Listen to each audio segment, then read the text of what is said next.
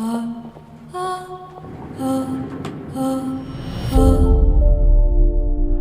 do you think you started learning to trust your instinct and listen to your gut? And I understand, Charlize, you even had reservations about the story and Megan.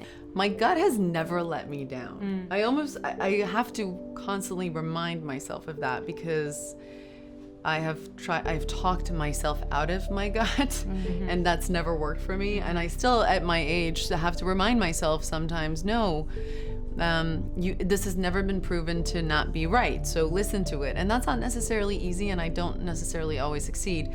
But in this case, I felt like the consequences of anything else that could happen, people not seeing this movie or people not getting it, all of those things to me were so secondary to what I felt was the importance of a small audience tapping into this. And I now believe that audience has grown. I think everything that's happened since we've made this movie has catapulted us into this space where people now are refusing to not talk about that.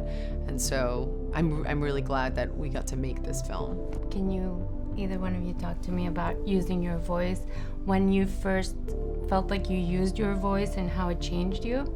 It's funny, I felt a real strong sense of being a part of this movie was something I had to do, and it was the right thing to do, and that was because I am not unconscious to the fact that I played a character called Harley Quinn who has a big fan base, and a lot of them are young women and a lot of them are men. And I thought, if I have the opportunity to be a part of this movie, and if because of some of the other characters I've played in the past, people might go see a movie that I'm involved in because of that, I need those extra eyeballs to be on this movie. I need people to see this movie. It felt incredibly important to me. What is the one piece of advice you'd give new generations to like change the system and like for men and women?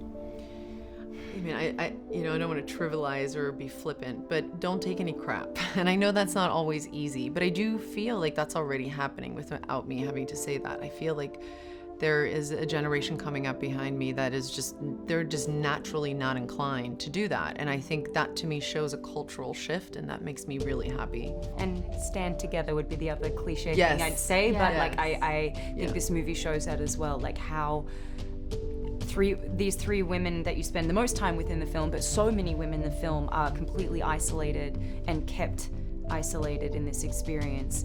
And when they come together, they took down arguably the biggest media mogul of modern history, and that's no small feat. And it's pretty exceptional what they did, but I think the lesson there is that you're just so much stronger in numbers. Yeah. Well, thank you so much.